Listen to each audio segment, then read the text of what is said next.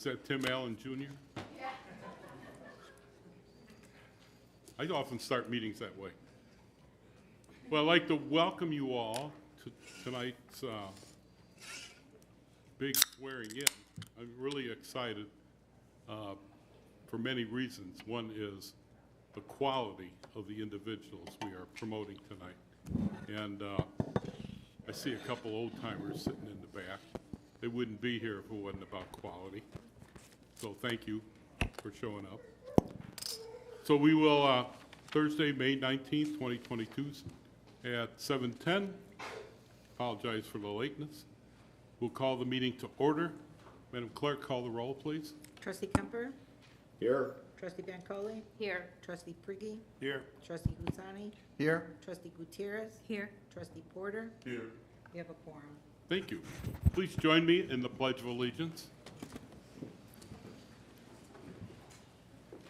I pledge allegiance to the flag of the United States of America and to the republic for which it stands, one nation, under God, indivisible, with liberty and justice for all.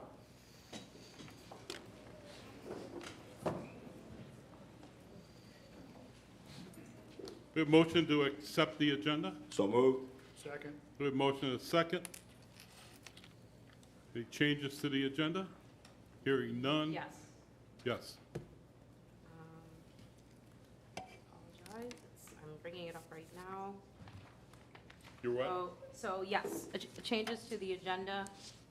Could we please remove 7A1, 7A2, 7A3, 7A4, 7A5, and there are two more.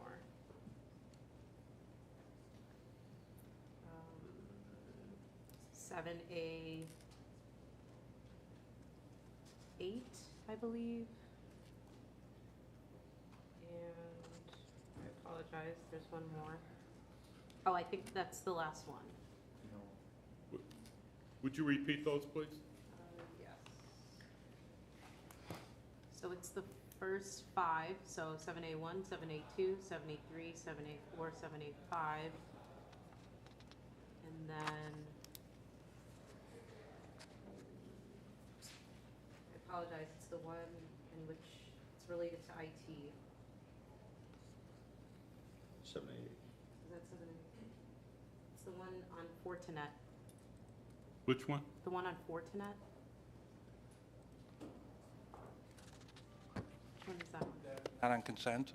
It's not on consent? No. Okay, thank you very much. Good. Then that's all.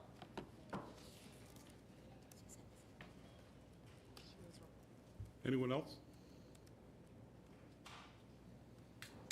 Madam Clerk, call the roll. Trustee Bancole? Yes. Trustee Prigge? Yes. Trustee Gusani? Yes. Trustee Gutierrez? Yes. Trustee Porter? Yes. Trustee Kemper? Yes. Motion passes. Thank you. We're swearing in. Chief and Deputy Chief Rydell.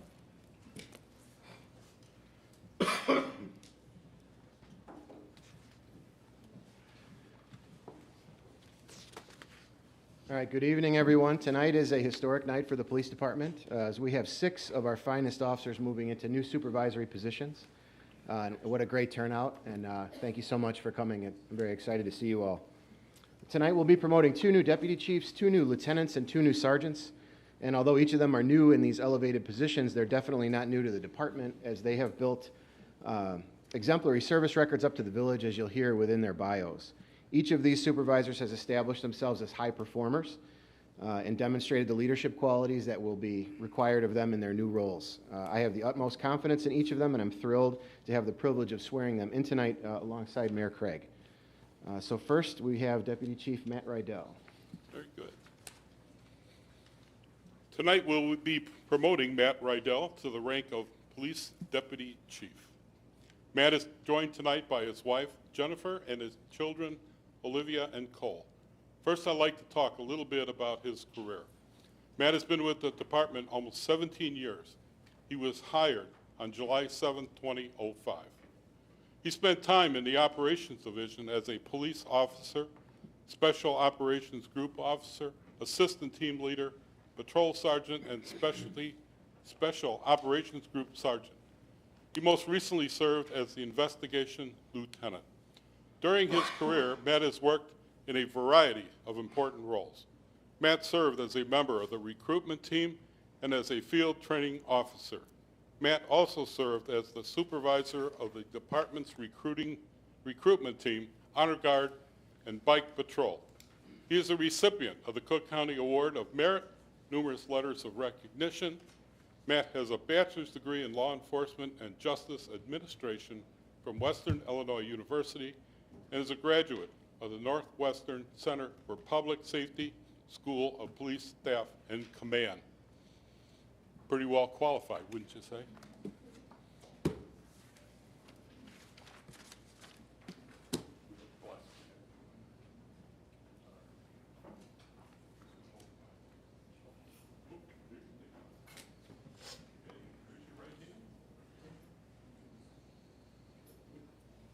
I state your name. I, Matthew Rydell, Do solemnly swear do solemnly swear that I will support the Constitution of the United States that I will support the Constitution of the United States and the Constitution of the State of Illinois, and the Constitution of the State of Illinois, and that I will faithfully discharge and that I will faithfully discharge the duties of the office of Police Deputy Chief to the best of my ability.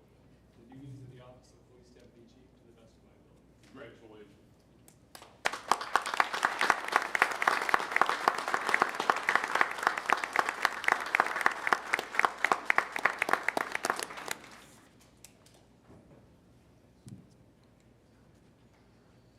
All right. Get the photo, Chief?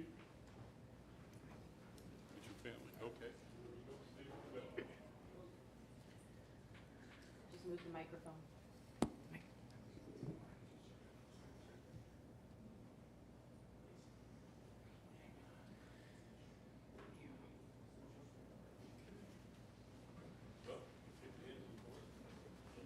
My big question always is, Congratulations. husband or wife? All right.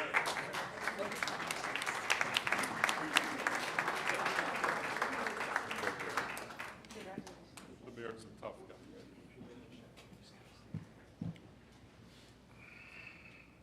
Okay, I'll ask Vic DeVito. I've seen a lot of Vic lately, huh? A lot going on. Tonight, we'll be promoting Vic DeVito to the rank of Deputy Chief. Vic is joined by his wife Jessica and his children Gavin, Truman, and Everett. First, I'd like to talk a little bit about his career. Vic has been with the department for just over 14 years. He was sworn in on March 17, 2008.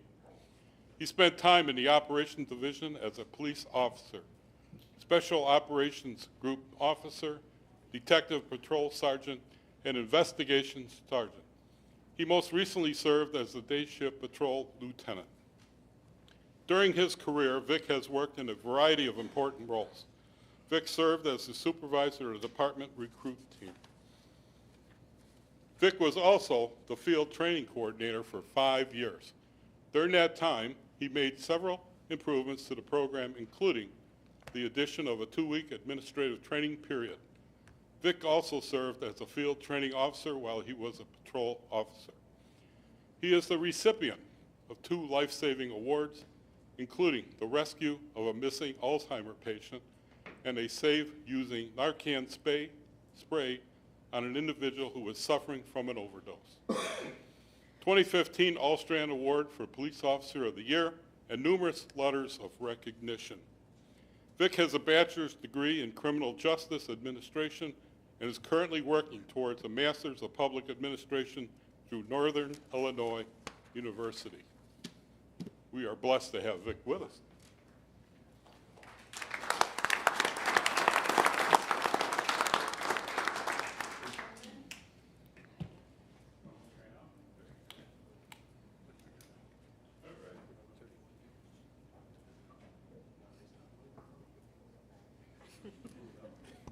All right, we're all square. I state your name. I, Victor DeVito, Do solemnly swear do solemnly swear that I will support the Constitution of the United States that I will support the Constitution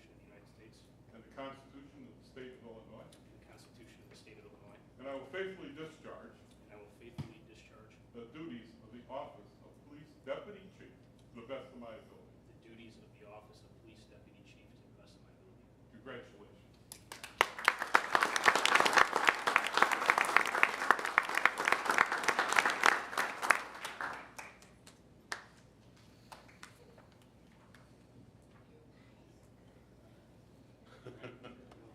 Very nice. We have a photo of you?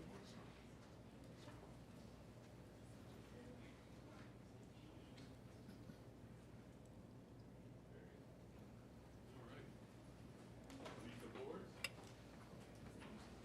Congratulations. Chief DeVille.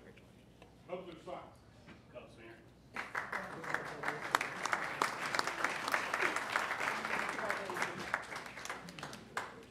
I shouldn't enjoy this so much, but I do. All right. Ralph. Junowich. Was I close? Tonight, we're promoting Rafael Junowich to the rank of police lieutenant. Rafael is joined tonight by his wife, Jamie, and his children, Amelia, Reagan, and Maya. First, I'd like to talk a little bit about his career. Rafael has been with the department for 20 years. He was sworn in on July 2nd, 2002. He spent time in the operations division as a police officer, detective, assistant team leader. He most recently served as a patrol sergeant. During his career, Rafael has worked in a variety of important roles: an investigator on Cook County Major Case Assistance Team, a deputy commander of the Crisis Resolution Team, field training coordinator, and bike patrol supervisor.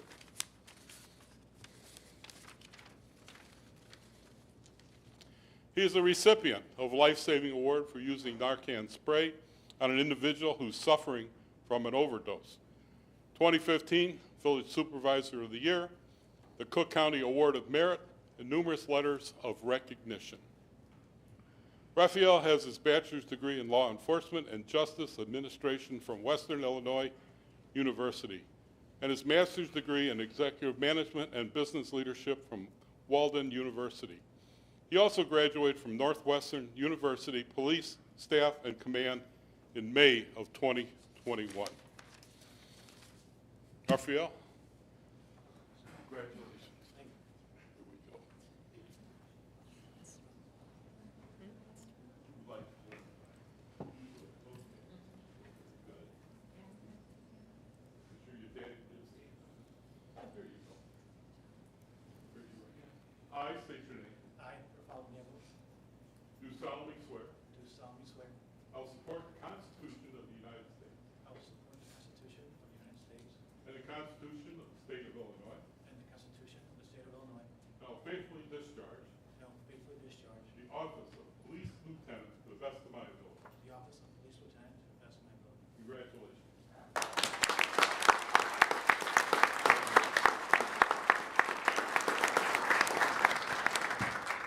Thank you.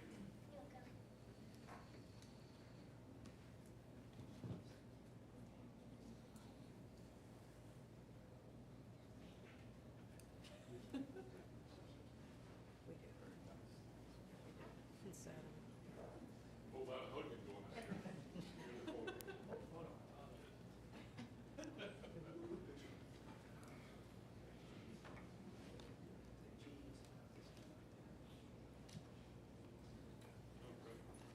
Cubs or Sox? Cubs. All right.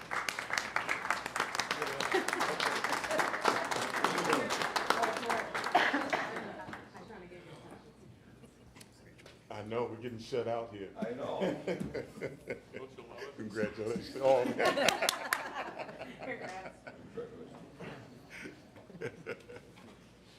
Gordon Henry? Gordon?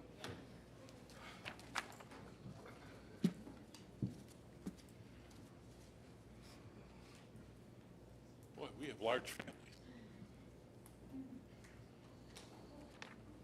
Yeah. Gordon Henry Tonight we'll be promoting Gordon Henry to the rank of police lieutenant. Gordon is joined tonight by his wife, Joanne, and his daughter, Sophia, as well as his mother, Mary. First, I'd like to talk a little bit about his career. Gordon has been with the department for over 10 years. He was hired on December 12, 2011. He spent time in the operations division as a patrol officer, power shift officer, and intelligence officer. He was promoted to the rank of police sergeant in January 2020 and most recently served as a day shift patrol sergeant. During his career, Gordon has worked in a variety of important roles. Gordon serves as an evidence technician and has most recently overseen the management of the department's ETs. Gordon also oversees the department's laser program. He's a member of the crisis resolution team and a certified bike patrol officer.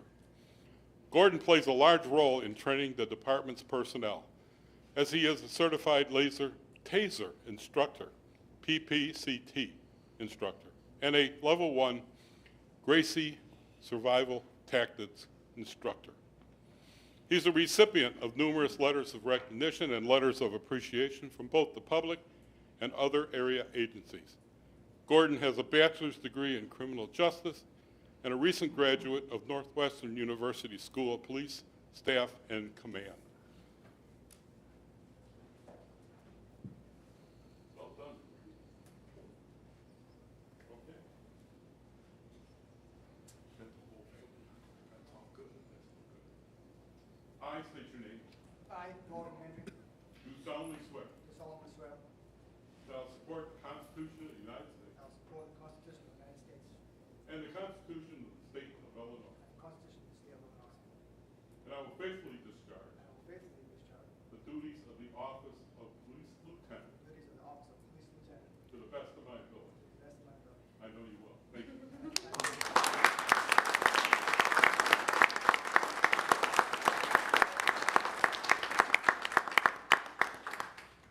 Wonderful.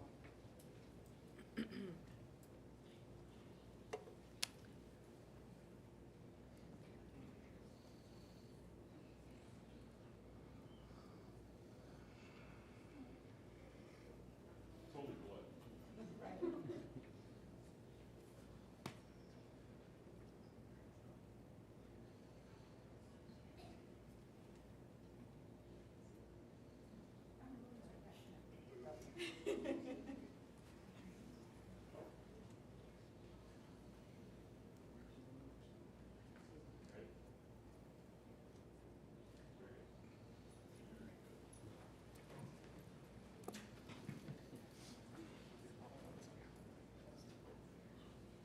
Okay, please cover your socks. Let's go with the socks.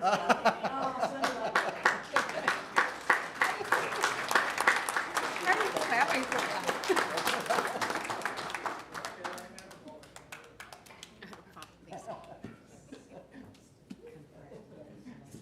Hey, congratulations, Gordon. So proud of you.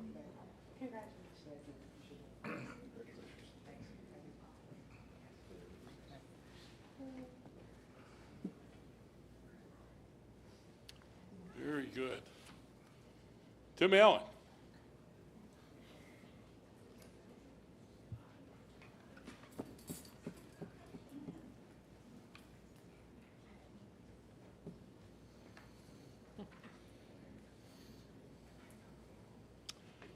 Tonight we'll be promoting Tim Allen to the rank of police sergeant. Tim is joined tonight by his wife Kiki and his 2 boys Chip and Brett. Brett? Yeah, Brett. Oh, very good. Tim has been with the department for nearly 11 years. He was hired in September 12th, 2011. He spent time in the operations division as a patrol officer and a member of the Special Operations Group. He most recently served as assistant team leader and field training officer on his patrol team. During his career, Tim has worked in a variety of important roles. Tim is a member of the department's crisis resolution team. Tim plays a vital role in the training of department personnel, as he is a certified instructor in rapid deployment, taser firearms,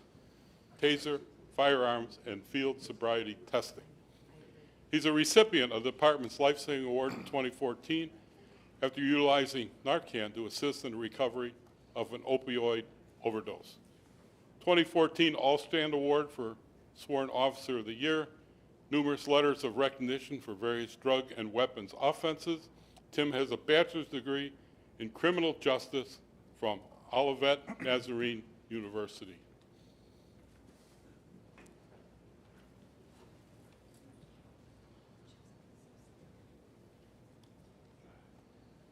I'm really pleased to see this promotion tonight, Ken.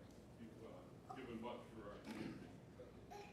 I, state your name, I, Tim Allen, do solemnly swear solemnly swear to support the Constitution of the United States, to support the Constitution of the United States, the Constitution of the State of Illinois, the Constitution of the State of Illinois, and I will faithfully discharge and I will faithfully discharge the duties of the office of Police Sergeant to the best of my ability. the duties of the office of the police sergeant to the best of my abilities. Congratulations.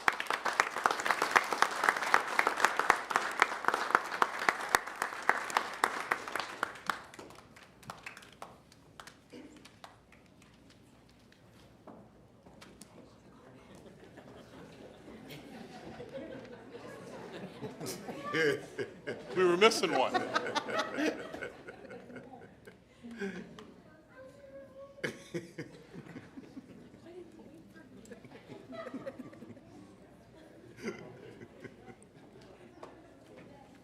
I love it.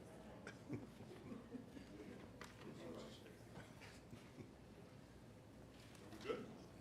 All right. Hey.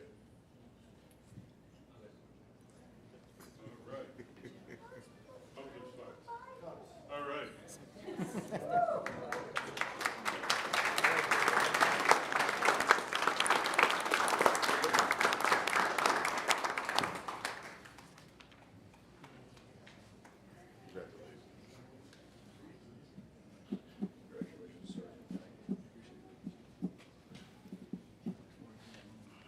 Excellent. Jeff Pallas?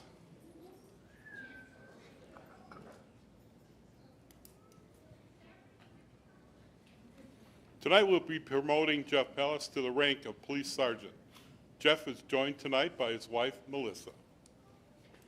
Jeff has been with the department for 12 years. He was hired on November 17, 2009. He spent time in the Operations Division as a police officer and detective. He most recently served as the assistant team leader on his patrol team. During his career, Jeff has worked in a variety of important roles. Jeff serves as a member of the Cook County Major Case Assistant Team Surveillance Unit, a member of the department's Crisis Resolution Team, and an evidence technician. He is a recipient of a life-saving award for using Narcan spray on an individual who was suffering from an overdose. The 2020 Village Employee of the Year, with numerous letters of recognition. Jeff has an associate degree from the College of DuPage.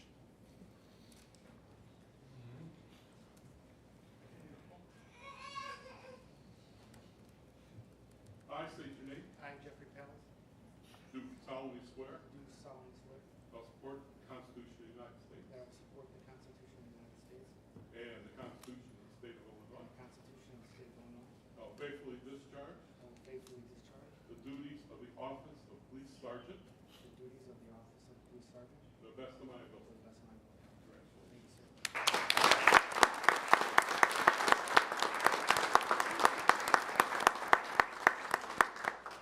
Thank you, sir.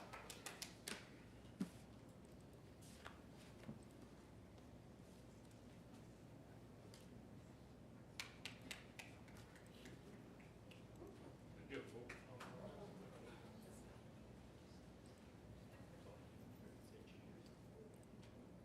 All right, congratulations. Oh. Smart, smart. But you're a Bears fan, right? Yeah. Okay, all right. That's smart. Yeah, congrats.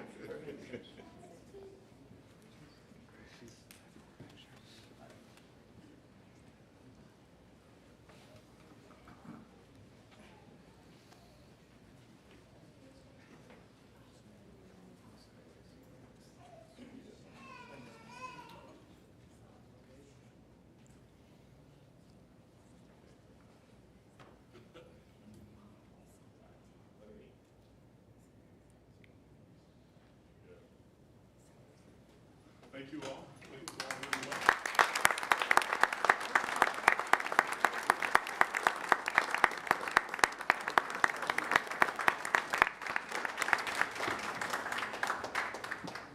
I would like to say that when the chief retires, the whole department moves up a notch. And tonight we are witness to that.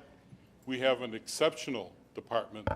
You can see that they're well-educated and very supportive of the people of Hanover Park as a community that supports our police very nicely.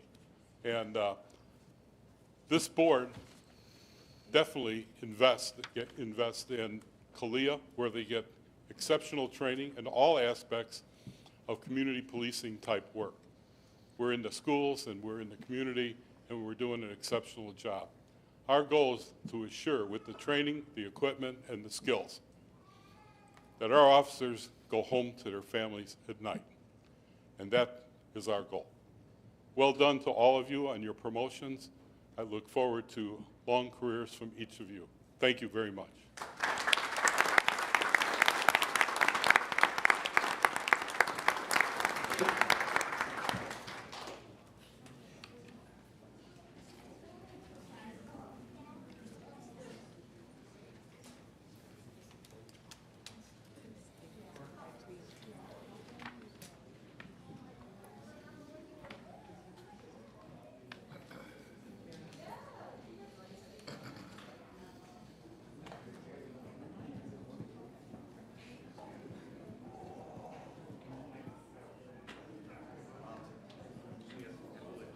Congratulations, Chief.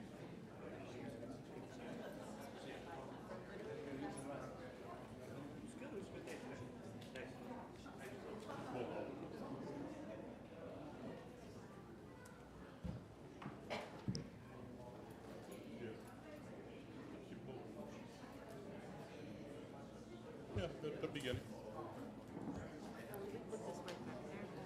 You'll have to ask the clerk. It's the clerk, Tish. Yeah. What's that? Sure.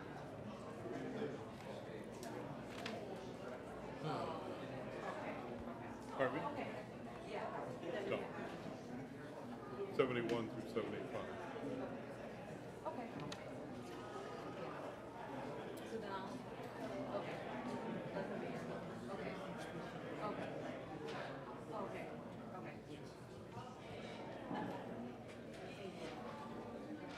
Oh, you do have.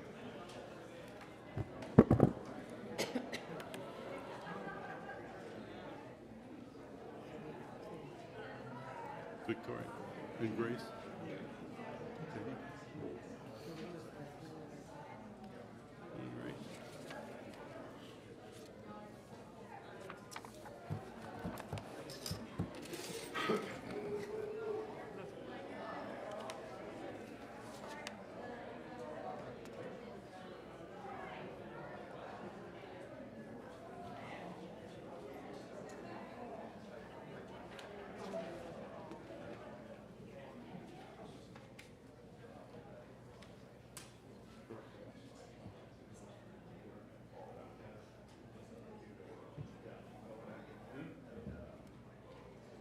Personnel.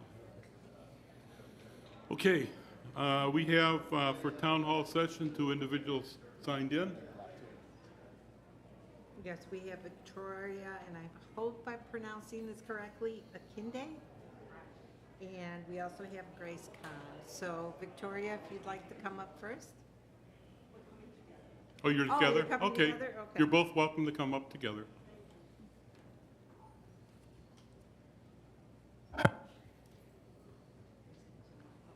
Oh, okay, go. Good evening. Good evening.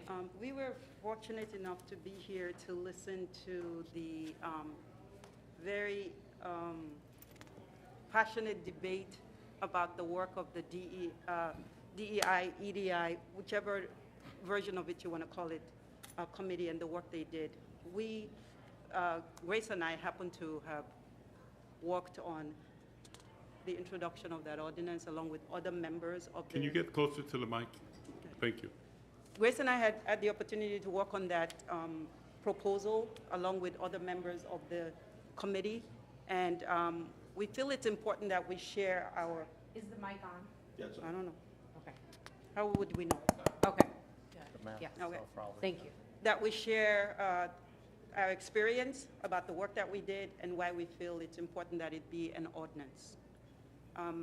This work culminated from the work of a lot of residents that came to the village and had genuine concerns about the state of the village and how perhaps they had been perceived and treated by various members of the establishment, police, whatever.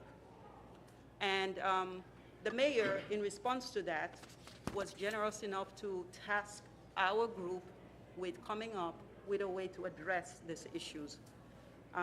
Because of the nature of the work, I really give credit to Shamin at the time, who spearheaded the work with Ray, and they did a lot of homework. And this was also during the pandemic.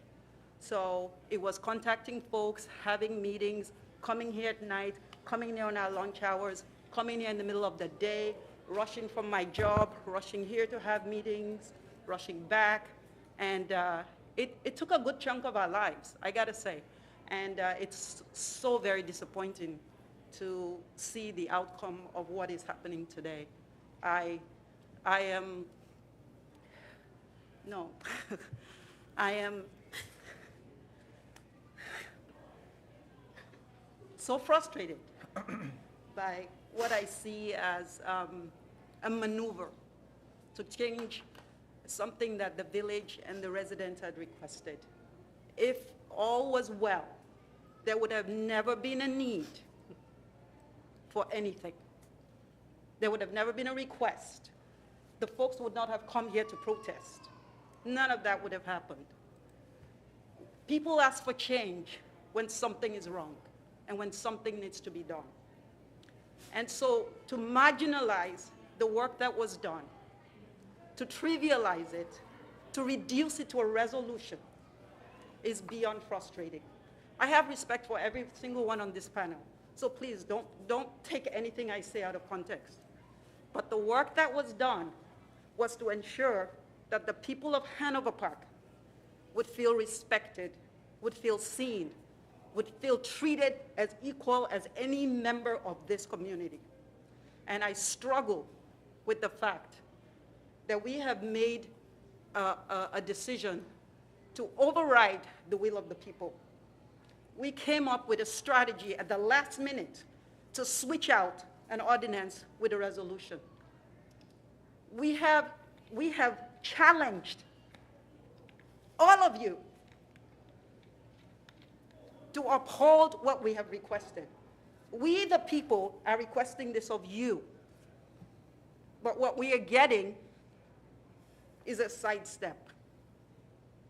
It's so unfortunate, so frustrating. I can't begin to tell you the experiences that I have had that caused me to join this committee. As a member of this village for over 22 years. Various negative experiences that I never reported. And as we were told by the previous police chief, Chief Menor, who is now retired, that he had had no incidents or complaints from residents, I said to him at that very time, I said, it's not because there are no incidents, it's because we don't complain. It's because we didn't come forward. Why is that? We'll never know. Is it fear of retaliation? You get tickets that you don't know you shouldn't get? You don't know, right? So these are all the things that caused us to decide to make this change. And to see the efforts of the village manager attempting to undermine the work and others here is beyond disappointing. And I think we really should honor the will of the people who had asked for work to be done. If there is no difference between an ordinance and a resolution, why not pass the ordinance? And if a revision needs to be made, make the revision. I don't see what the issue is here. Why are we resisting something that is not going to hurt anyone? We are asking for accountability. We are asking for folks to stand up and do the work that they were hired to do. That's all we're asking. We're not asking anyone to do anything beyond that. If you were hired to be a whatever, do your job, follow the ethics of the law, do it correctly, and then we would have no complaints from any of the citizens. But so far, that has not been the case. We have had people who do not, and I'm telling you, because I've had several, I don't mean one, several negative experiences as a member of this community, and I have not complained. But I did share some of it with Juliana, I'm so sorry. When we met with her to discuss this, and several meetings with Chief Minor, and meetings with various members of the organization and community. Even during the pandemic, we met over Zoom. And I applaud the work that you're doing, but I think there's more work to do. And I ask you, I urge you to reconsider this, because I don't see the harm in the difference between an ordinance and a resolution, and why we are fighting so hard to make it a resolution instead of an ordinance. Thank you, Victoria. Thank you. Thank you so much, Dr. Akinde. We appreciate your comments. Thank you. There is no one else for town hall session. Village President's report, and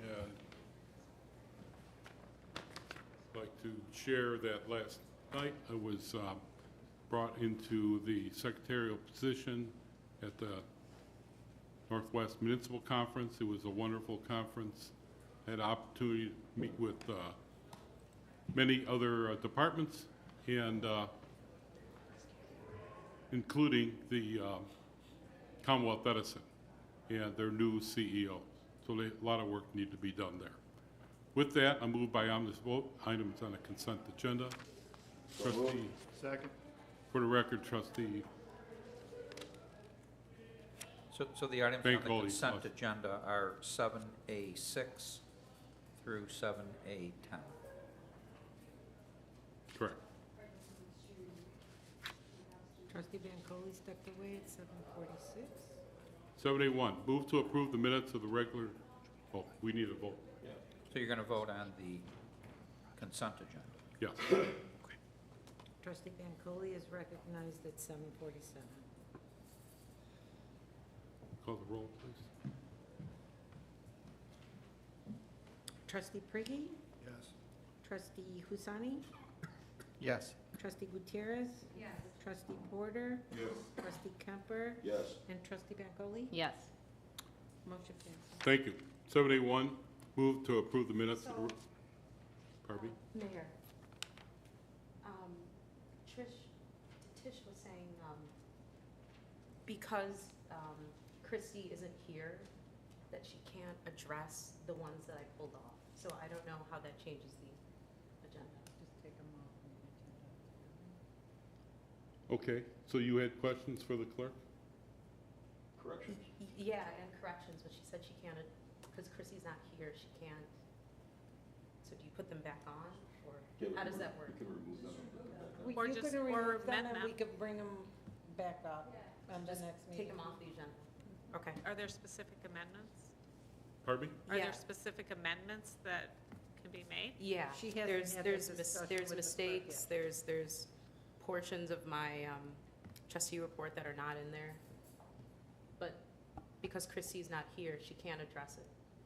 So just the next meeting is, I guess I'm looking for direction. So the way we've handled it before is if you could tonight identify the changes or areas of concern, then we can Right. get it on the record and then bring them back revised for the next meeting. But she's saying she can't address it. Well, we can take it down, what your issues are. Are you okay with that? Either that or Whatever we just you'd table like, it. yeah. Okay. You want to I just table want it to to make the sure next it's meeting? being done. What? You want to table it to the next meeting? That might be easiest. That just might be easiest. But you need to move to table. Okay. So Okay, then can is there I, a motion to do that? so I make a motion to table 7A1, 7A2, 7A3, 74, 75 until our next meeting. I'll second. 75? Wait, let me just look. Yes, it is. Yeah, it is. Yeah, yeah. Yeah, 7A5. I'll second. We have motion and Thank you. second. Is there discussion? No discussion. Okay, thank you. Madam Clerk, call the roll. Trustee Priggy? Yes. Trustee Husani? Yes. Trustee Gutierrez? Yes. Trustee Porter? Yes. Trustee Kemper? Yes. Trustee Bancole? Yes. Motion passes. Thank you. Down to 7A11, motion to award a contract for the 2022 Infrastructure Improvement Project to Lamp Concrete Contractors, Inc., in the amount of $6,256,763.12. What about 7A6? Consent? Okay. Thank you, sorry. And authorize the village manager to execute the necessary documents. Further authorize the village manager to expend an amount not to exceed $196,000 for possible change orders for additional work for a total project cost of $6,452,763.12.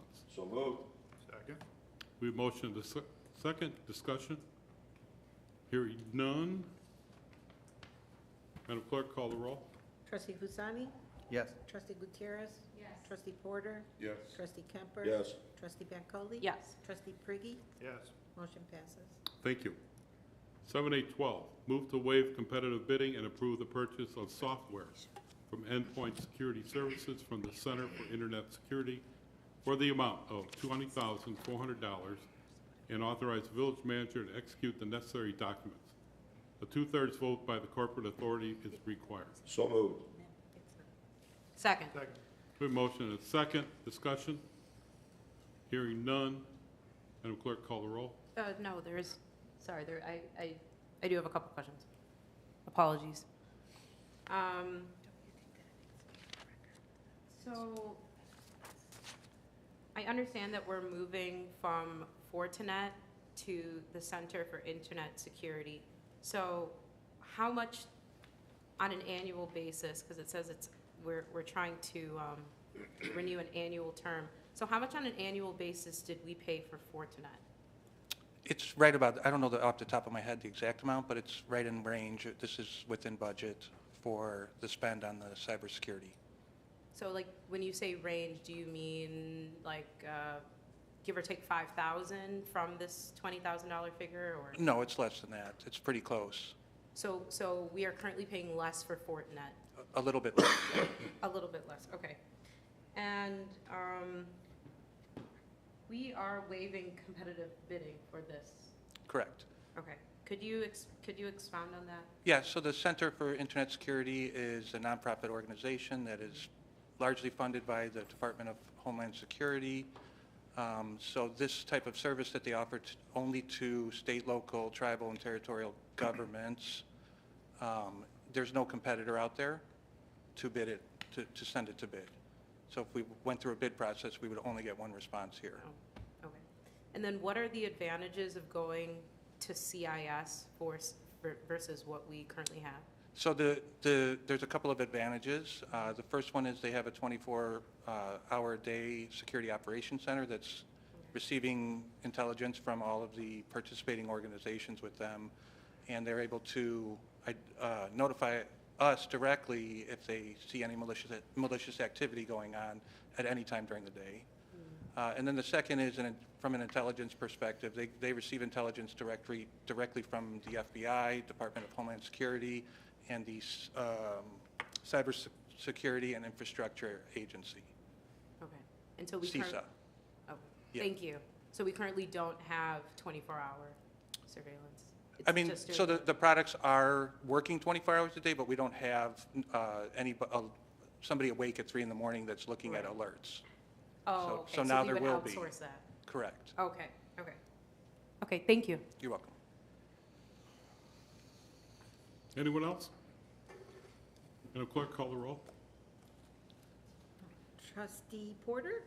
Yes. Trustee Kemper? Yes. Trustee Bancole? Yes. Trustee Priggy? Yes. Trustee Husani? Yes. And Trustee Gutierrez? Yes. Motion passes. 7A13, move to pass an ordinance proposing the establishment of a special service area in the village of Hanover Park, DuPage County, Illinois, and a levy of taxes for the purpose of paying the cost of special services in and for such area to be known as the Special Service Area Number 9, Lake and Gary Subdivision. So moved. Second. Discussion? Hearing none? Yes. Go. do have a question. So usually when SSAs are brought before the board, it's usually, what am I trying to say? There's usually some type of negative experience, or there's some sort of problem that comes with the board passing an SSA. This area, and correct me if I'm wrong, at Lake and Gary, there's grass, so there's nothing there, but then there's also that new building that we just built. So I'm trying to figure out why we are creating an SSA in an area in which nothing has been built yet, if there are no problems.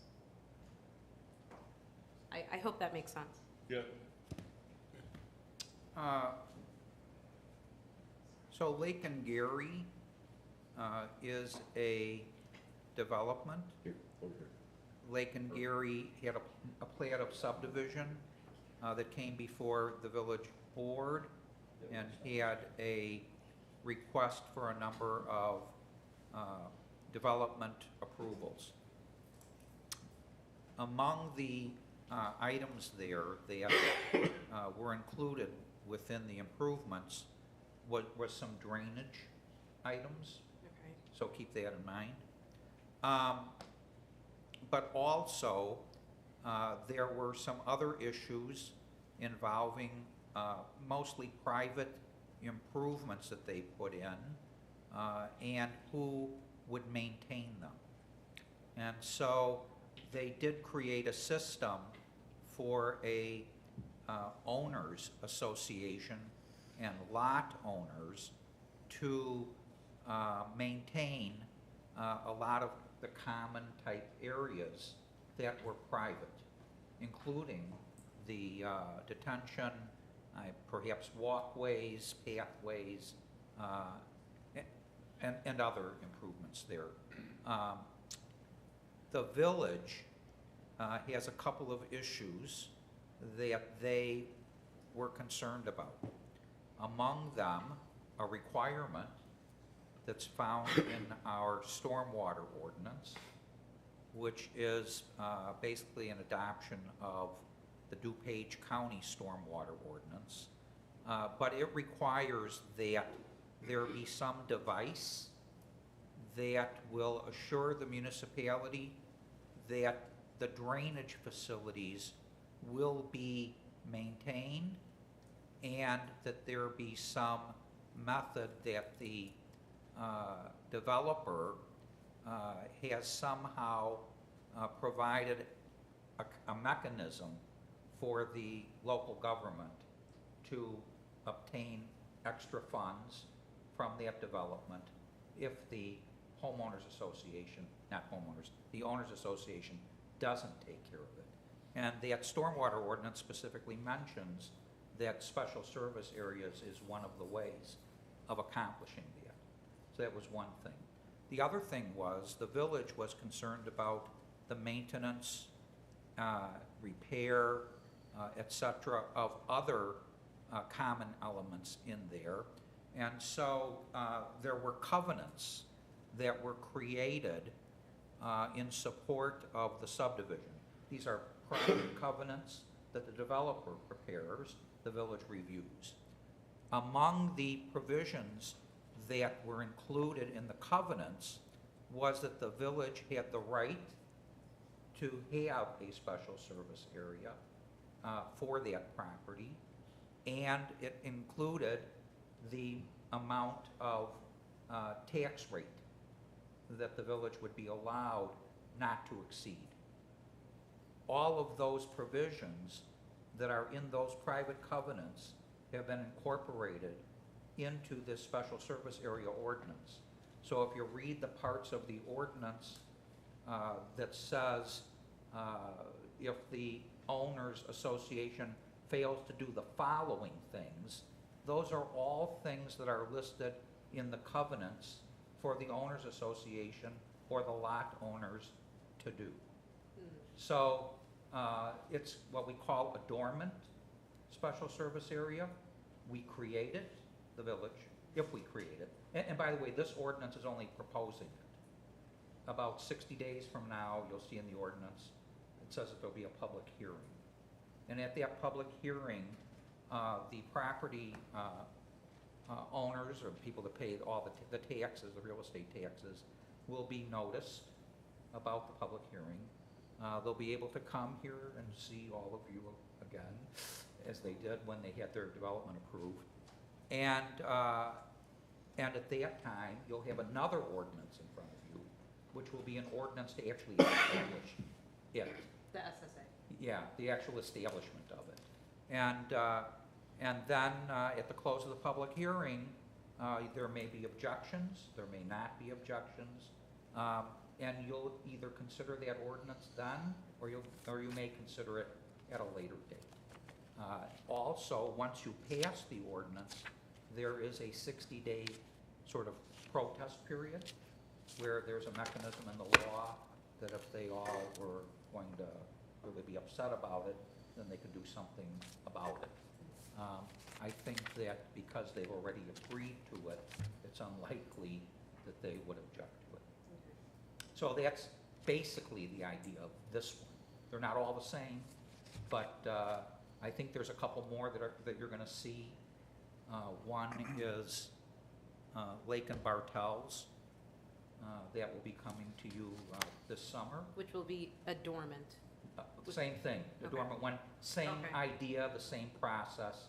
And then there's the other one, which is, One Wise Road, Which will also be dormant. which will also be dormant. But if anything goes bad there, Then it becomes. then you can front the money, Okay. then you can levy the taxes, collect them.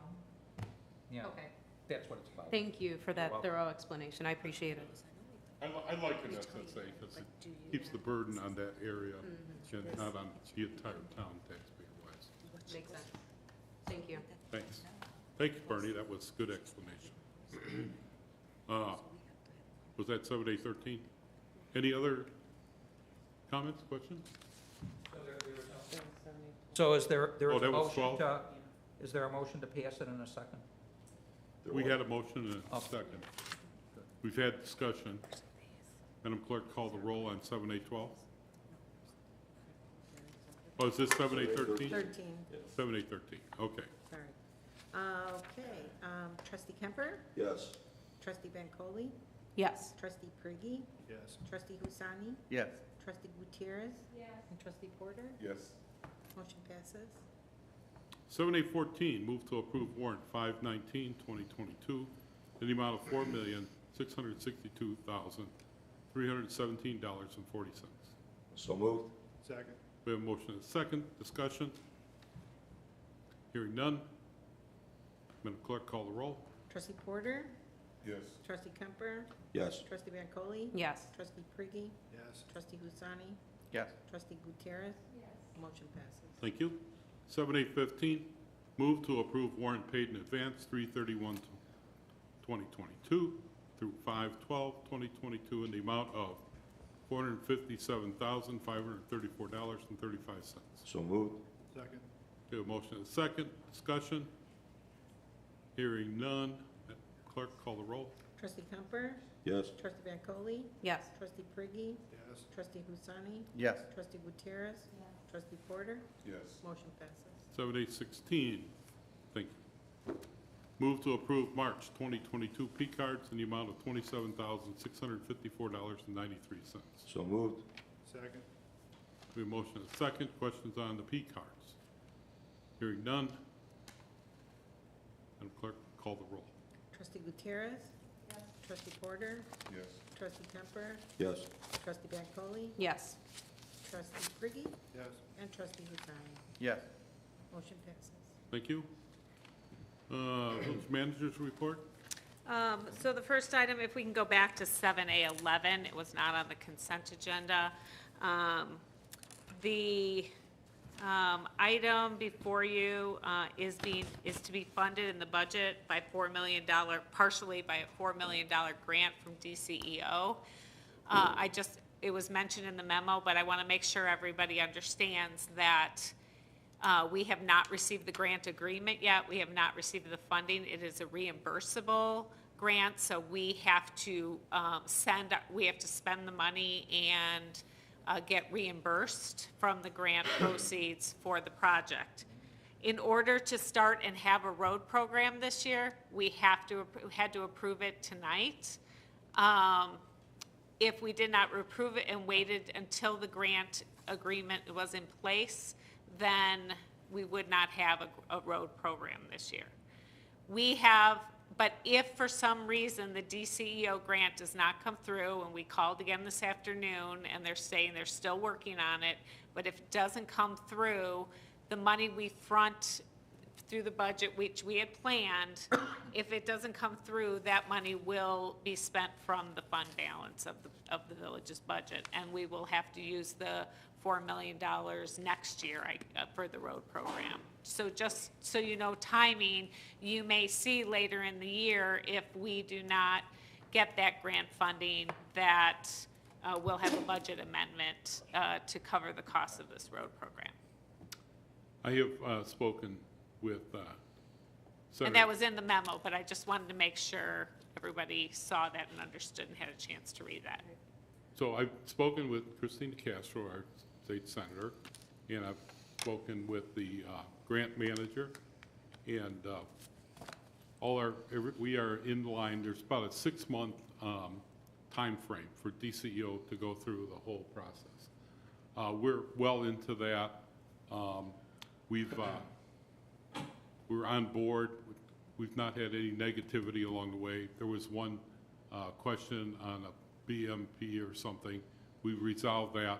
It's moving forward. I expect the fact that it's been an appropriation line item with the state for a number of years now, that it will be approved. So I have a high level of confidence that the approval, or what do they call it, the moves from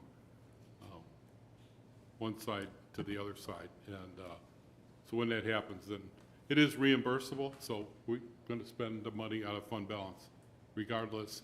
Yeah, normally we wouldn't submit until like July, August anyways for the first payment for reimbursement. So we're hoping that we're still going to be on track with the grant agreement. But we applied for we put in for the paper last August? Yeah, we put it in for it last August. Last August, and it's still taking this long to get through the state's processes. And so. July 1st is the beginning of their fiscal year, so I think we're in good shape. So we put it in last August, but when were we supposed to receive the grant money? We had expected that we would have received the grant application earlier in the spring, at least, before we bid it out, and that we would be able to then follow through into awarding of the bid right away. And we've been waiting on this grant agreement, and we have not. It has not gotten through DCEO yet. So it's because it has not been approved. DCEO has several steps. Right. It's in the state's budget. It's been appropriated, but we need to enter into an agreement, a DCEO agreement, and we have not done that. So until all of those things are signed and buttoned up, we're not 100% that we have the money this year for this project. Okay, thank you. And But then, Remy assures me that we have enough funds through the fund balance that we can cover this year. and when do we need to get this grant by before we start to use our money? But we'll be using our money. Right, but when do we, when's this deadline? So I would say that if we don't receive it this year, we can't apply it to this project, and it'll have to be applied to next year's. So by this year? By the end of this year. We hope that we get this. So up 4 until million. this end of this year, Remy can apply any monies received into Okay. the village towards this project in our budget year. If we go past our budget year, which ends on December 31st, then we receive the funds in the next fiscal year, then we cannot apply it backwards to this Okay. project. Okay. So we have about 6 months to receive this funding, right? Okay, thank I you. expect we'll see it before that. Okay. Very good. So then also under my report is the monthly treasurer's report for April. If you have any questions, we'd be happy to answer them. Again, it's, Yeah. So I do see the change for Hanover Park Bank and Trust. We are getting .40 now. Sorry, what instead of page are a you on? quarter. Yes. Treasury report. Treasurer, second oh, page. okay. So that's good. Right. At least a little bit more. What was it? Yes, and you're probably also going to see that we do have a lot of investment right now, because in April, I did invest 23 million of the Treasury bill. That's for from 6 months to 36 months, which is the rate is like 1.13% and 2.64%. Oh, wow. All right, that's music to my ears right now. Oh, Excellent. music to his ear. The banker has spoken. Yes. All right. Do we pay any fees to the banks for transactions at all? Our fee is supposed to be washed out by our Okay. kind of like Earnings money. credit? Yes. Okay, all right. Good. I have we a went out question. for RFP. You want to explain that? Right, and we did do the RFP, I think last month, and we're gonna present to the board on the next board meeting whose bank is gonna be doing our bank services. Okay. So how are we doing on our push tax money? Ooh, You got we're some still change? getting cents, Really? yes. And I did start sending a past due letter from, to the terminal operator. And I think last month, I received a letter from a lawyer of the terminal operator. And I gave that to our corporate counsel, Paul, so I think he's gonna work on it. So right now, I stopped sending any letter based on his, told me to. So I really don't know what needs to be done afterward. So, as you know, the terminal operators, I think all of them, have basically taken the position that they are unable to collect it. This is the position that they're taking. And that however, they'll make an effort to collect it by, you know, asking the player to contribute his 1 cent per push. And some players apparently contribute 1 cent per push, most do not, apparently. And they believe, the terminal operators, or some of them at least, that that is the extent of their responsibility and liability, and that the rest of it, the actual taking of a penny from each push somehow through the mechanism of the machine, is something that they are unable to do. Now, that issue is also currently being litigated, and it's being litigated involving at least 2 municipalities, one, I believe, in the northern part of the state, and one in the southern suburbs of the Chicagoland area. I probably should say the northern It's the suburb. village of Oak Park, I think. Not Oak Park. Oak Lawn, I Oak believe. Lawn. Wa- I think it's Oak Lawn, perhaps in Waukegan. I think it is. And then the city of Waukegan. Right. The Waukegan Right. was what- So, and right now, it's kind of hard to tell where they're at with that litigation. I'm informed that the people that are handling it for those municipalities are very proprietary in what they're doing. I don't know what that really means. I do know what it means. I don't know if it's really applicable or not, but that's what I've heard. So it's kind of a influx thing that I don't think the village should rely on receiving that money in the next, say, few months or maybe half year, and it's just something that we're going to have to determine where we're at.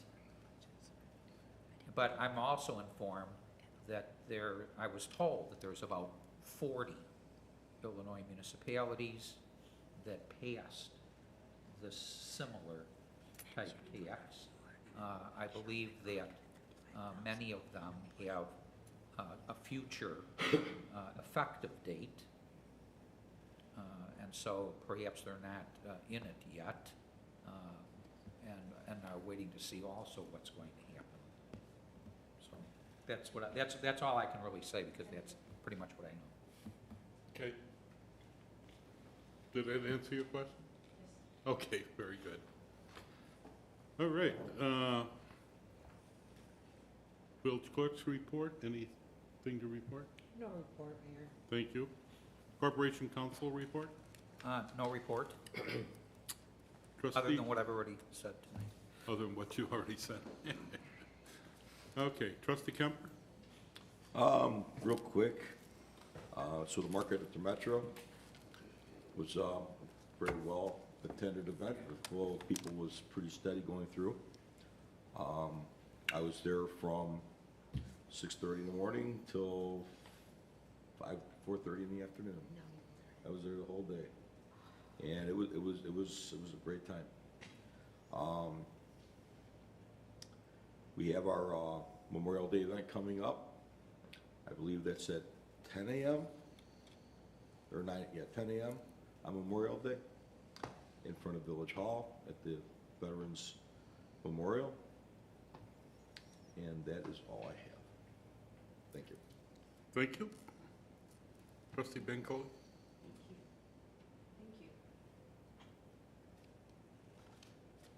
So I just want to, I didn't know that Trustee Kemper was there all day. So thank you for representing the village the entire time. Really appreciate it. I was a good I think that, company. boss, I'll be the only one to clap for you.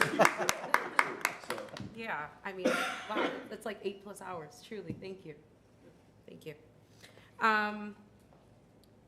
I, along with the mayor and a couple other trustees, a couple weeks ago attended the Greenbrook Tanglewood ribbon cutting that celebrated the facilities modification project. There were quite a few community members there, and they were really excited about all the economic development that's happening in their neighborhood. So that was just really great to witness. I was also recently able to attend the Chicagoland Eid Communities Interfaith Dinner. You know, I just think that as we navigate diversity and inclusion and what those concepts mean, I think interfaith dialogue is just of the utmost importance. I, along with Trustee Gutierrez and Trustee Porter, attended Hanover Township's celebration for our youth leaders. Was able to speak to one of the awardees. Her name was Darty. She is in 8th grade, and she was so shy. Her mom practically forced her to get her award, but I mean, it was just so great to see this celebration of our youth. And just hear about all the great things that they're doing. I was also able to, just this past week, attend Representative Michelle Mussman's town hall. It essentially served as a legislative summary. And one really interesting thing that I learned is that with the passage of CEJA, which is an act centering around energy, and I'm going to get this wrong, but there's a portion of the act that accounted for the rise in gas prices. This is what she's explaining to us. And if gas prices get to be too high, something kicks in, and those that have ComEd will essentially see a rebate on their bills, and it will average to be about $20 a month. And so this part of the legislation doesn't kick in until June 1st, I believe. But I thought that that was pretty cool, that here in the state of Illinois, if you have ComEd, so sorry, it wasn't gas prices, it was energy prices. Thank you, it was energy. So I just think that that's great, and I wanted to highlight that and make those that have ComEd aware of that. And then last but not least, yesterday night was able to just introduce myself to the Hanover Park Lions Club. Great group, We spent a lot of time talking about the mayor and his dedication to Hanover Park. And yeah, so I would just, again, just like to reiterate that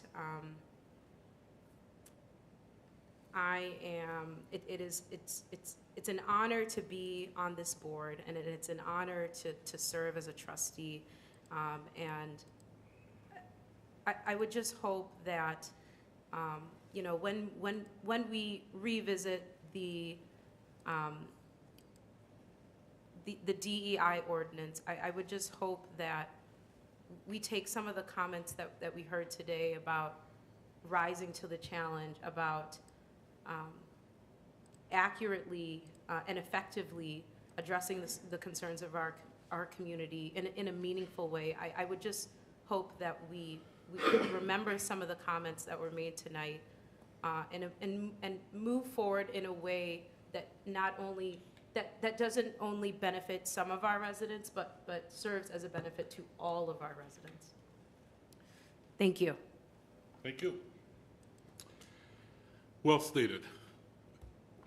As a Lions member, you went to the Lions meeting? Yes, yesterday night. I can't even make the Lions meeting. You what? I said I can't even make the Lions. Yeah, it was good. Yeah, very good. Thank you. Glad to see you went. Thank you. Trustee Prigge. No report. Thank you. Trustee Husseini. So there was a Lake Street corridor study last week, Monday evening. And basically, the reason for this corridor study was to bring the local residents and businesses together and kind of get an idea of what they want to see on Lake Street, because it's shared by 3 villages and County DuPage. And so everybody were present there: Bloomingdale, Rydell, Hanover Park, Sugar Govind, to answer any questions to the residents and businesses around that neighborhood, to you know, what they feel how it should look like in the future. There were some concern from the residents, and they came out and they shared their concerns, and thank you, Shubra, for being there and answering those questions, because they were thinking that the code is going to change and zoning is going to change, and all of a sudden they're going to see a warehouse instead of right beside their house, and that could happen. And that's what the changes are going to be, or their house will be removed and a warehouse will be done, or something like that. But it was that kind of fear out there. But I'm glad something was done to bring everybody together and talk about it, and it was very impactful.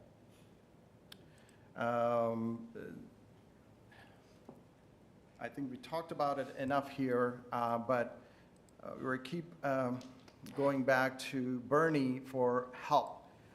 To elaborate, explain what's the difference between ordinance and a resolution. I'm still confused, and I don't know what the difference is. I'm not an attorney, and that's not my forte to consume the language. It's just simple words I wanted to understand. Well, Google helped me, so I'm just going to read it off what I, which is connected to a city of Newton, Illinois. They put it on their website.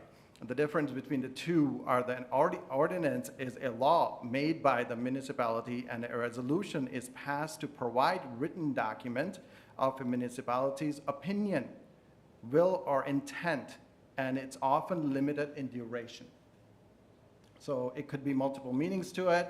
I know, you know, when it says often, that means we could put a limit term on it or whatever. I understand that, but it's just, I understand better just reading this, Googling it, what the difference is, instead of asking an attorney that is here supposed to help us. So please, Bernie, enlighten us when you have your minutes in the board to discuss something with us. Please enlighten us, pick up a topic that you want to talk about, that we are most confused about, and share with us. That's what we expect from you when you're here. And give us, you know, some direction here. And we trust you, and we want to hear from you more. So when it comes to your turn to present a board report, I do want to hear something from you that we don't know, or maybe it's something that we're going to learn something new that day. So that's my recommendation, that's my hope going forward. One more thing that Juliana, I kind of put it off, that I wanted to hear from you. What should be the expectations from you? If I send you an email, oh, I just didn't see it, that shouldn't be the answer. Everybody that I come in communication with, that is my employee with the last 22 years, that's all I've been done is manage. This is different, I understand. This is a village that you have to run, and you don't have time on your hand. And I want to give that. And I just want to hear what is the timeline, because last conversation we had on the phone, you said, Shubhra or you will get back to me, and that didn't happen. And nobody got back to me. Shubhra didn't get back to me, you didn't get back to me. We're talking about the land that me and Mayor went to meet the developer and stuff like that. I don't want to talk about the details, but you said you will get back to me, or Shubhra will get back to me with the detail. That didn't happen. When I sent you an email yesterday, that didn't happen. So I don't know how to communicate with you. If I copy all the board trustees, this and that, everything else, that's offensive to you. So what is the better way of communicating with you? Can I expect some layout from you now? Does you say, you know what, expect in a week, I'm going to respond? As I said, I did not see your email. You said you sent it yesterday evening. I did not see that. I was in meetings all day today. I would, if it's something that's time sensitive that you needed this evening, I would suggest in the future, going forward, I have a full-time executive assistant who's in the office all day. Copy, Sue. She is there to take calls of the village board, and she will track me down to get an answer and let me know that you're looking for me. So call or email? Call Sue? Or call email? Sue. You can, I also have my cell phone with me at all times, so if you would like to call me on my cell phone or give me a text, that would be something that Because I would see more readily than an email. I probably get close to 250 to 500 Me too. emails a day, More than that. and it's not my priority to be looking at the emails throughout the day. It's to attend to what's on the agenda for the day. Okay, So so I I'll did- try this next time, so I'll copy Sue and send it. Let's try that too. So that's what, we're learning each other, how to work with each other. So I will just follow up that it was a quick turnaround to have this continued discussion Yes. regarding DEI and the ordinance. There was no specific direction given at the last one. We tried to today give you something as a starting point to talk from. I expected that the board would have conversation and make modifications and come back with a direction or decision. It was not a resolution that was put on the agenda today for your action. It was just brought to a workshop setting, which is a workshop discussion No, amongst that's the not my question, board. though. That's not my, you answered my question already. So that's good, thank you. I don't want to kill my time and give other trustees to go as well. But how to communicate with you, that's what my question was. And you Okay, answered. Mayor, if I can circle Yeah. back at the end of the meeting to continue my point. Sure. So for me, that's it for the report. Can I follow up with that? So,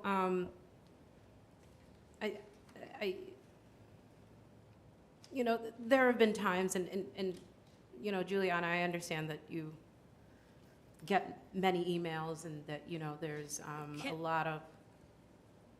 Can we have a discussion, Mayor, maybe at the end of the Yeah, we can. meeting? Yeah, let's I get think through this, that's- and then we'll circle back. Okay? Thanks. Trustee Gutierrez? Okay. So I'm going to say the words of a smart man I know. I appreciate the dialogue. I learned those words from the mayor. So I appreciate the dialogue today. I still don't understand why we're afraid of an ordinance. So I'm just going to talk about the elephant really quickly and then move on. And I'm still a little bit confused by it. But the fact is that ICE will always be active in our communities. They're a federal police department. They have to be. And no resolution and ordinance, sadly, at the end of the day, is going to change the way some people feel about others. I myself, having privy to 2 weeks ago, 2 weeks on Monday, someone's biased towards Latinos in our community at a public event nonetheless. So I lead with an ordinance, but I also understand the vulnerability and the liability that can exist. So I appreciate the staff working on that resolution. It's very detailed. I want more, of course, but I appreciate it. We just need some time to digest it, but thank you. With that in mind, I want to just remind people that we are seeing overcrowding issues. And a lot of this has to do with finances, of course, but the Illinois Emergency Home Assistance Fund is available, so please reach out. And also the Illinois Department of Human Services actually still has rental assistance. It's just illinoisrentalassistance.org. So if you know of someone that needs it, if they're late in paying a utility bill, please reach out. There are services for them. As Trustee Bancoli said, we congratulate the Hanover Township youth leaders. We're very proud of these kids, from the youngest, sweetest ones to the older ones as well that are equally as sweet. Myself and the mayor were privileged to be special guests at the Alive Center fundraiser. And you guys, they just opened. We just went to the ribbon cutting, and they've got about 83, I believe, kids dropping in on Tuesday and Thursday. So they're looking for more volunteers, please. Just your time is so important for these kids, and in investing in their future. And then finally, I just want to congratulate all the graduates that this weekend move on, especially a little boy by the name of Gabriel and a little girl that will be leaving me soon, going to Iowa State, my Abigail. So just congratulations. That's my report. Thank you. And I'm so pleased with the Alive Center. They've attracted up to 60 what do they call it, teens? Teen Center over there. They're doing a great job, and it's been a long time coming. And I really appreciate Habitat for bringing that recommendation to us. So they certainly are earning our support, and that's all good. Trustee Porter? Thank you. I have a couple things that I'd like to go over. Is it possible that we could get some type of update on the AARP distribution of funds, what the village has received thus far, and then what we're still waiting on in terms of AARP distributions and those type of funds? We got the half of the 5 million last year. Not the AARP. Yeah. The ARP. I'm sorry, that's my senior moment. That's like what I said. And you've earned it. The ARPA. Yeah, we received the half of it last year, and we're expecting the other half in August of this year. In August. And so was it 5 million, the total amount? Yes, that's the total. And so we received 2.5 in 2021?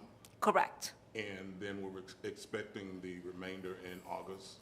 Correct. Okay, all righty. And just a reminder that was in the budget to cover the water meter project that is almost completed, is my understanding. Okay, and so the remaining balance that comes in will also go to the water meter program? Is Correct. that how it's been scheduled? Most of the funding was applied to the water meter project. The small remainder of it was applied to the water main projects that are in this year's budget. Okay. Okay, thank you. I also wanted to comment that I attended last night the Northwest Mayor's Conference Gala, in which our Honorable Mayor Rodney Craig was voted in as the secretary for the organization, and it was a great event. It had been on hiatus for 3 years, and it was just nice to see everyone back together and all of the our colleagues from around the Northwest community there celebrating municipal government. There were a lot of elected officials, state elected and county officials, and it was a very, very nice event at Ravinia, which was a long drive, over the Highland Park, but nevertheless, it was a great event. And congratulations to you, Mayor, on your election as Secretary for the conference. Thank you, appreciate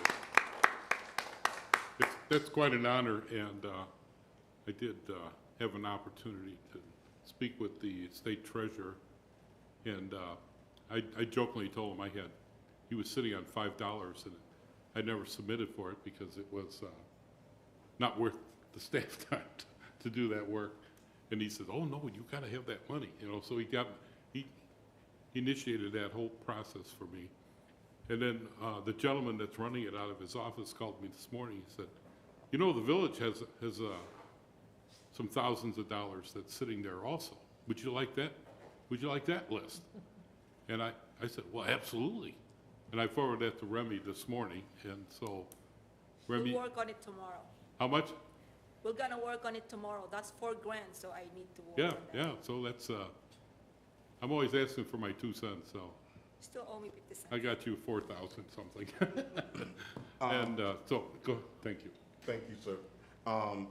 For the discussion that we had during the workshop, I just want to add that I think it was an interesting discussion.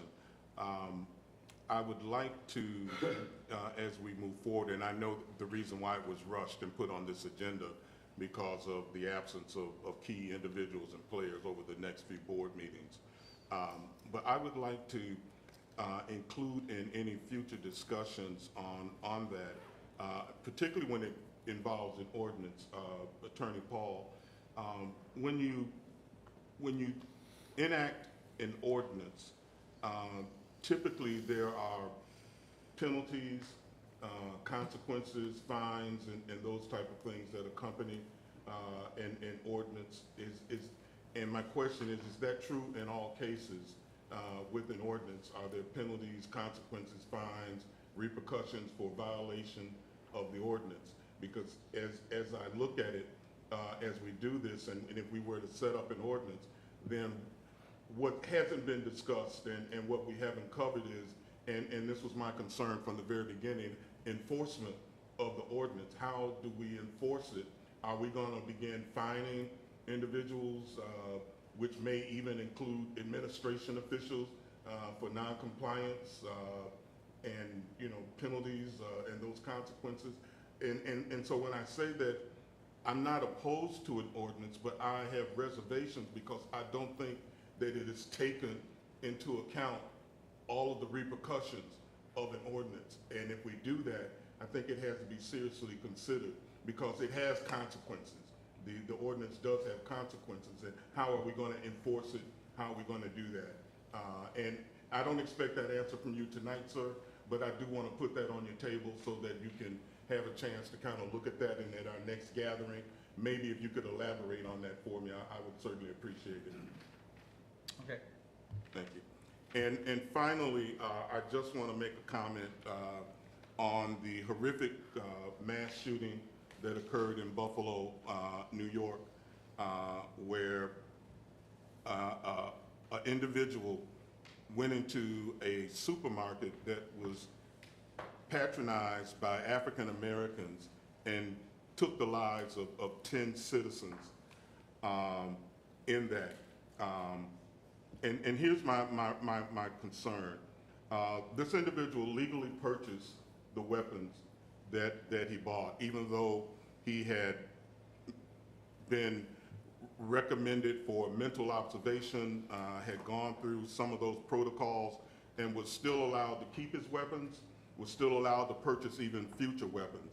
My concern is that we are on the verge of opening a gun range and a gun store in Hanover Park. And I would be horrified if at some point an individual took this course of action, took those innocent lives, and it could anyway be traced back to our business enterprise here in Hanover Park. We will be the gun destination for all of the northwest suburbs. We will be the point of sale for guns, particularly the AR-15 that was used in this. For those who don't know, the black community is living in a state of terror. I've talked with many of my friends and they are in terror. But it's not only the black community. The Falls Church massacre of the Islamic practitioners in New Zealand was another example. The shooting in El Paso, Texas, of the Hispanic in the Walmart is another example. Our minority communities are under attack, and we're living in a state of siege and a state of terror.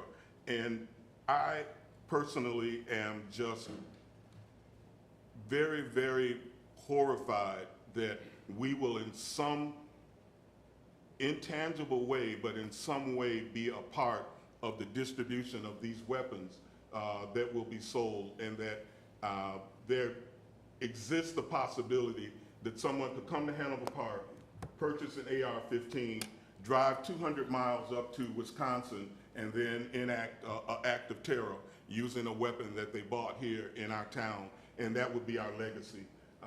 And that horrifies me, even the possibility of that. So I've made my position clear as to where I stand. I pass by that gun range, I see it going up, and it almost brings tears to my eyes that we're gonna have that type of business here in Hanover Park. I've stopped drinking Starbucks coffee. I will not patronize Starbucks because they are part of that, and will no longer, and I love Starbucks, but I will no longer patronize Starbucks as my own personal protest for that.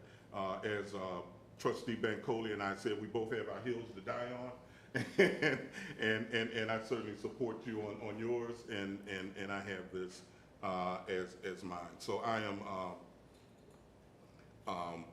just very, very sad to see that, and I won't say that my prayers and wishes go out to the victims, because that is such an easy answer when these tragedies happen. We say, oh, our prayers and our thoughts and prayers go out to the individuals, and we do nothing. If we did nothing when the children were killed, when there was the massacre at the school for the children, I don't think any of these other things will move the needle and have us do that. I would hope that in our experience with this gun range, that we will take measures to make sure that they are using best practices for vetting any of the purchasers of these weapons, but that doesn't seem to be a detriment and to preventing these weapons getting into the wrong hands. And so I'm afraid this guy had body armor on, a retired police officer.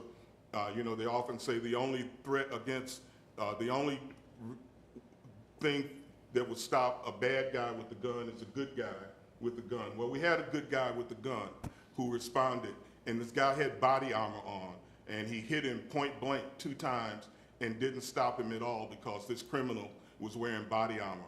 I shudder to think that our own police officers, we swore 6 guys in tonight, that they would ever have to walk into a scenario where they're confronted with a gunman with an AR-15 rifle. They're outgunned and they're outmanned because this guy has on body armor. Our officers don't carry AR-15s on their back. They're strapped with Glocks and 9mm pistols, not AR-15s. They'd have to go to the back of the car or wherever they holster those weapons, and it's just not a fair fight. So I won't belabor the point, but I'm really, really disheartened that this project is going forward, and it looks like it will be happening. And I just pray that we would never have to look at ourselves and say that we were in some way, part and parcel responsible for the deaths of individuals because of a business that we allowed to come to town and to get that type of equipment, that type of murderous weaponry out into the general public. Thank you, trustee. Anything else? I yield. Thank you. Okay, we're going to come back around. Back to Trustee Hussein's report. You forgot one thing. This Saturday. MLK build-up. Oh, coming up. I will be out of town. Oh. And CIDC has the key component to the MLK Day. So we have it on this Saturday, 19 people signed up, but we need more people. Last time, 10 or 15 showed up at the event, and it was about 40 people showed up, so it was, I think that's the same amount of people we're gonna get this year, but I highly encourage you to participate. Thank you. Thank you. We're going for to bringing wrap that up. around to Juliana, if you'd like to, before we go to executive session.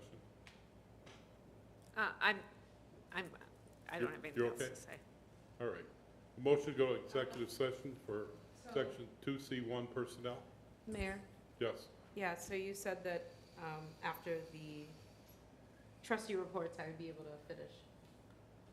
We did finish trustee reports. Right, so previously I was trying to also circle back. You stated that I'd be able to circle back when I was addressing Juliana Okay. on a question. I asked Juliana, she was the one who asked to circle back. You don't want to touch on that now? You do want to? Right, right. Okay, all So right. is that, okay. So, as I was saying before, Juliana, we understand your responsibilities. We know you're very busy. And I just kind of wanted to piggyback off of what Trustee Hussaini was stating. Unfortunately, I've also been on the receiving end of not receiving any type of response from you. And so, again, we're just trying to learn each other's communication styles, and I get that. If you could maybe just give some direction to the board as to your preferred communication method, I think that would help maybe clear up some confusion. Copy, Sue. Pardon me? Copy, Sue.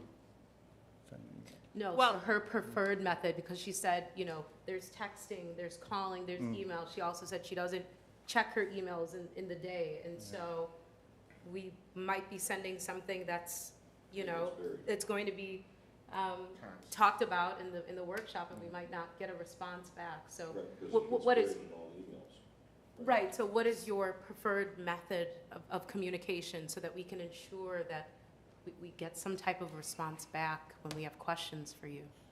So if it's regarding the packet, we have the practice of sending it out the Friday before so that there is a week of time for the board members to read through the packet and to get questions to me or staff so that we can answer those questions. And I will put out again my offer to the following week after the board packets go out. I am available to meet with each of you individually to go through the packet, and I think we did that earlier on when you came on the board.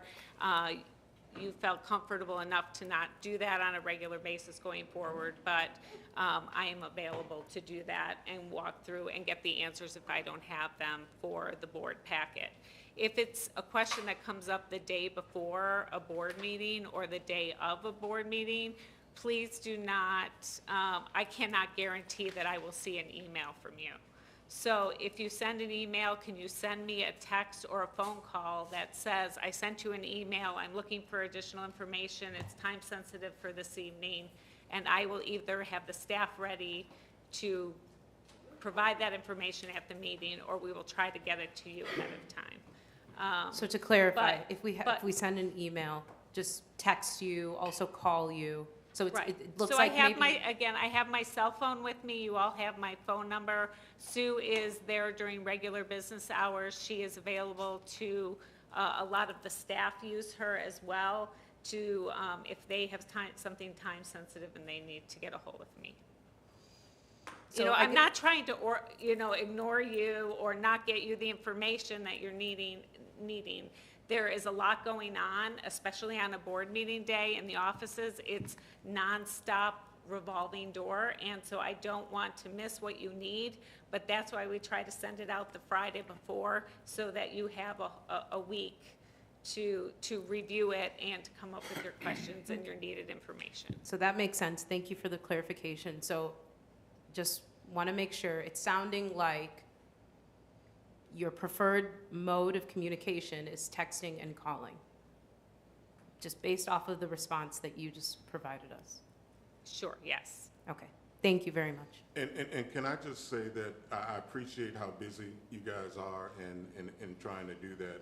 But could I also ask that the same consideration be given to last-minute things that are sent out to the board just prior to a board meeting? I think we were all kind of caught unawares with the resolution that came out at the last minute and not given an advance notice or proper time to review that, which I think would have aided our discussion tonight had that come out in a more timely fashion. I think that it just hindered the collaborative effort of us talking because it did come out so late. So, and it's not the first time that we've gotten something in the email hours before a board meeting, and that just makes it, I'm probably the least busy because I'm retired, but all of my colleagues are working individuals, and it just makes it really hard for them to stay on top of important issues and items that are going to come before the board. So let's bear that in mind when we're sending out last minute notices or addendums to the board meeting. So thank you, Juliana, for explaining that, and especially using the sentence that you used, that I'm not ignoring you, because that's what it felt like. And I am that kind of guy who's going to say things, and I'm glad you clarified. So thank you for that. Just to follow up on that, we kind of have to make decisions on whether that nothing was brought forward or something that could have kind of started the conversation. Tonight, that's why we brought the resolution, and it was in a workshop setting. So for prior to maybe now, I mean, since COVID has been here, we didn't have workshops, but workshops were always an informal setting amongst the board to have conversation back and forth. I would never bring a resolution or an ordinance to you for a board meeting at the last meeting, but the workshop is a chance for us to bring materials that aren't necessarily formally on the website that you can have a working meeting on.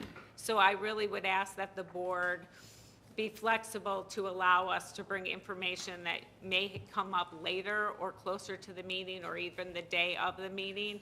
If you don't have time or the comfort level to look at it, we can have another meeting, but I don't want to not bring it to you and then just because it's later than the Friday before. Is there some way you could flag it so at least we would know, hey, this is important, you know? I did not send this out as an email. This was handed out at the meeting. Right. I did not do that. And the resolution tonight was the same wording that you had seen at the previous meeting with just certain sections taken out. So it wasn't a rewrite of the complete resolution. Okay, So. I'd like to add that, board members, if you're going to pull something from the agenda, let us know so we can be prepared for something being pulled. That's a courtesy not only to each other, but to the board. I would also say, I'm not sure where the workshop ended. I do not know where we are on this issue. Can I clarify? I think that we need time to digest what was brought to us in that resolution.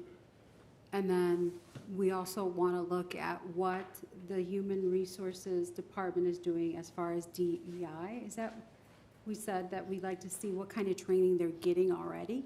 Well, so Dave sent out an email in response to the board's request at the last meeting. Right after the meeting, he sent out an email with that information to all of you. And then tonight, we agreed that that Barry would send out links to show you what kind of training we have given to the employees. But I'll just wait for all of you to give direction on when you would like to see and what you would like to see. Maybe you can go through give me a call or say I'm ready to have a meeting, because I don't know what you want on the next workshop. Or if you even want a next workshop, maybe you just want to go straight to the board. It's just going to be difficult to have another workshop until the end of July or August. You don't have time.